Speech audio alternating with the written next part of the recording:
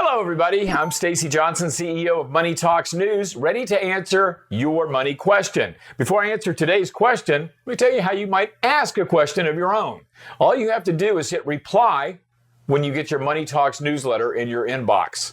Now, I mean, it's just like any email. If you hit reply to your Money Talks newsletter that you get every day, then you can just ask any question you want.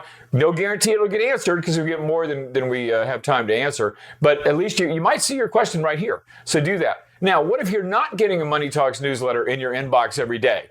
Well, then you got to fix that right now. Go to your web browser, pull up moneytalksnews.com. Right here on our homepage, you'll see where to sign up for our free newsletter. It takes 2 seconds. Just give us your email address, and you'll start getting some really cool information in your inbox and the ability to ask a question like the one today. Here's what we have. This comes from Donna. Donna says, my husband bought a home in 2001 in his own name. If he should pass away, what happens with this home without my name being on anything? He says it'll be mine, but I don't agree. You know the answer? You know, this one kind of hit close to home for me because my parents were married for 50 years. They're both gone now.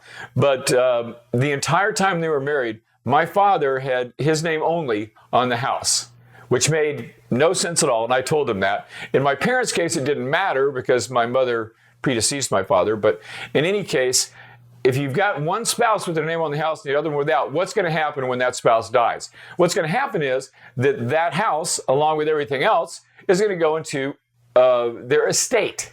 So think of it this way. When you die, your estate is born. And so that estate then hands out its assets based on what? Based on a will. So the estate looks to the will. The will says where everything should go. And then that's what the executor or the administrator of that estate does. Looks to the will, gets the instructions, gets the will approved by a court, and then passes out everything according to what that will says. Now, going back to the house, if Donna's husband dies, that house is going to go into his estate. Now, it could be that he's got a will that says Donna gets everything, in which case Donna will get the house. However, remember that it's going to have to go into his estate first. It's going to be probated. It's going to have to go through a court.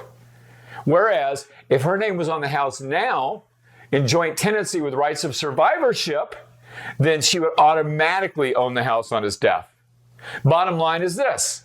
You want to if you want your spouse to inherit your house, then you want to have that person as a joint tenant with rights of survivorship. You can do the same thing with a bank account, any number of other things. And that way that person automatically, without probate, without court approval, inherits that asset.